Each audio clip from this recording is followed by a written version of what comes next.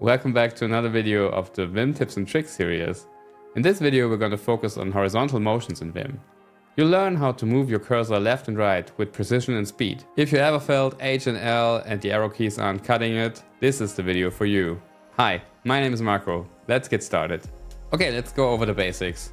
I know I just made fun of the arrow keys in H and L, but actually they're kind of great for some small adjustments sometimes, right? And probably all of you know what they do, but let's just go over them for completeness sake here. So L takes you one character to the right, H takes you one character to the left. You can also prepend this with count, so you can say 5L and it puts you 5 characters to the right, or 5H and it puts you 5 characters back. And also this works for the arrow keys as well, even though most of you probably won't use the arrow keys because they're not on the home row, right? But if you use an alternative layout or like a split keyboard with some programmable layers, it might just be okay to also use arrow keys because you might have a symbol layer that's also probably on your home row. That's actually how I have my setup here. I have a split keyboard with commandline as my layout, and I have a navigation layer, and I don't have to leave my home row to actually use arrow keys. So it's fine for some guys. But if you actually have your arrow keys on a different location on your keyboard, I wouldn't recommend using them at all. Next, let's focus on moving around word by word. If I press W, I jump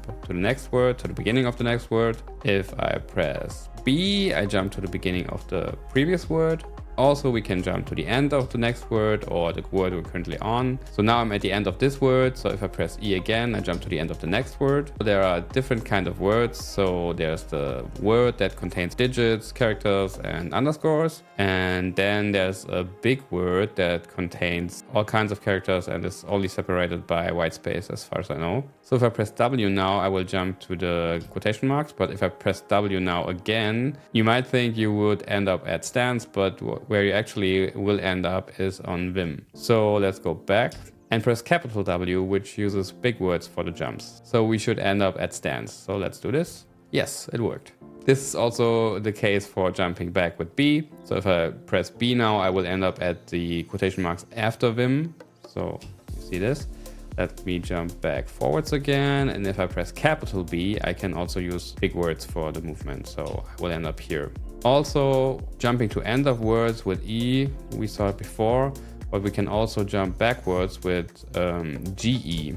And also for this motion, the same is true. There's a G capital E that jumps over big words. So that's basically all you need to know if you want to jump around by words. Let's now talk about jumping around using line boundaries. There's actually two ways to jump to the beginning of a line. For that to demonstrate, let me just indent this line here first.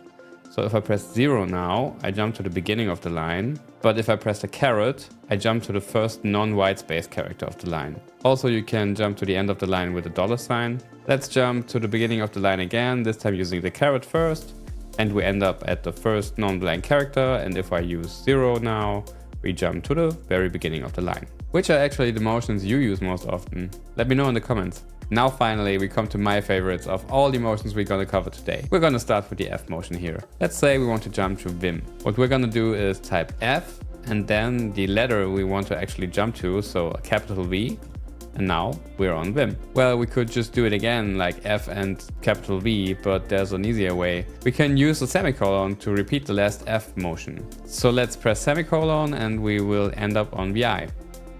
Also, what's pretty cool is if we maybe mesh this repeat motion a little bit too often and we jump too far, we can use the comma to jump backwards. Pretty cool, right? There's also capital F if we want to find the character backwards. So if we press capital F and E, we end up on the end of the name. We can repeat this motion again with a semicolon and also in the opposite direction with a comma. And there's even another E here, so let's do it again.